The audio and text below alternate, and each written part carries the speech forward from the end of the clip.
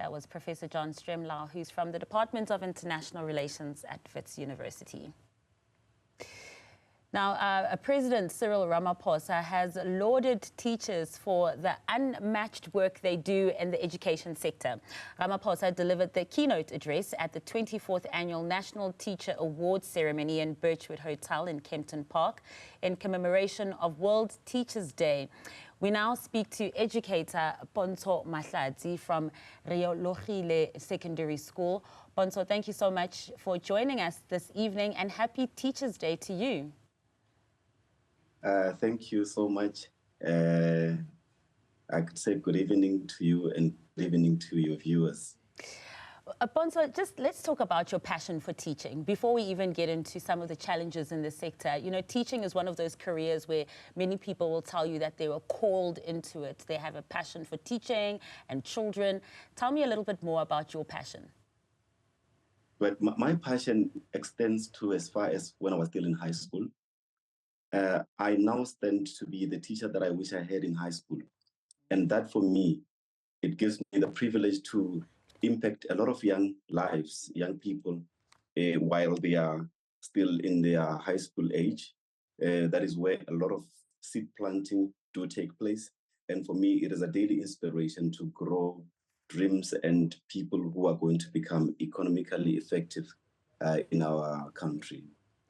I love what you say about, you know, wanting to become the teacher that you wished you had as well. Do you feel that in this day and age as well that we're getting an evolution of teachers? There's a different style of teaching. Also, of course, the laws are different as well in terms of, for instance, corporal punishment and how students can be taught or disciplined. Do you find that this era of teachers are the ones who are trying to be the teachers that they didn't have, perhaps? Definitely that. You would note that the current generation has the best exposure on how best to learn, giving an example on the best technology that they have in their classrooms and the opportunities to explore more than what they would do in the past 10 years. So actually, the transition is that there is a great evolution that is taking place in the education space, but especially in the meaning-making part on transitioning the education towards the learner. There is a variety of ways, and teachers are also part of that revolution as we speak. In your field as well and your experience of teaching, when you see the celebrations that we had today, for instance, where the president is commending people like yourselves and your colleagues and also awarding for the great work that you do as well, how does that make you feel? It makes me feel great. I believe it is part of an encouragement to each and every individual who is a teacher out there to continue doing the work that they do, to understand that the bigger picture is that they are serving a community, and these communities is part of what we want, a future of a bigger dream for our country and also the world. We are actually looking at preparing teachers to understand that they are a part of a global vision to produce a better citizenship for every society.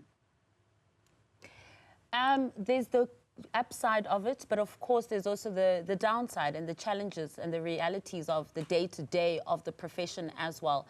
We do know that government has indicated that there will be budget cuts when it comes to the education sector. There are fears that that means that there will be less retention of teachers, but also the ability to fill some teacher posts too. How do you feel about your standing as an educator under this kind of climate? Well, the climate on its own has its own factors. But my understanding is that there is always going to be a need for a teacher somewhere in the classroom. So the government or whoever that will be responsible for such kind of work will make sure that there's always a teacher in front of a learner. And part of it, we will not allow the education of a learner to stop just because there are budget cuts. There are mitigation strategies, for example, that we can look at the resources that we are currently having and also the people that we are currently having as staff to make sure that this continues without any disruption. Budget cuts should not be part of a bigger disruption, because learning and teaching will still continue in the midst of all challenges. Yeah, and teachers are obviously needed indeed, but when there are those budget cuts, some of the results and outcome of that leads to the fact that there'll be bigger classrooms. So you, as yourself, as an educator, will have a bigger workload. You'll be more under-resourced as well. Are you concerned at all about that will also increase your capacity?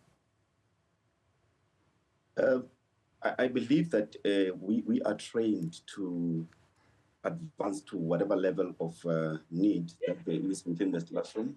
So classrooms, as big as they can become, a teacher should adjust to serve in different societies. For example, classrooms that are in different schools might not be of the same size. In our school, we always had bigger classrooms, and that for us, it shouldn't be an excuse to be unable to function because of the classroom size or the size of the society, or the spaces where we find ourselves being employed. So ours is to make sure that we serve the community to our level best with the little resources or even more that we could be having in that particular society. Now, before I let you go, if you can tell me one thing that is your favorite thing about being a teacher. I'm sure that will be very difficult to answer because there must be so many. And one thing that you not so like so much. Something that I like a lot is that we get an exposure to change lives on a daily basis. And partially what I wouldn't say that I like is the working routine for myself, because I wake up and in the morning I do a 7 to 7 routine, but it's something that I've adapted to. It's a habit that I've now adapted to, but that's something that I would say I didn't like the most when it started. Well, it seems like you do have a lot more passion also. So thank you so much for joining us. And again, happy World Teachers' Day to you. That was Pontsho Mahlatsi, who is from Realogile Secondary School, just celebrating World Teachers' Day today.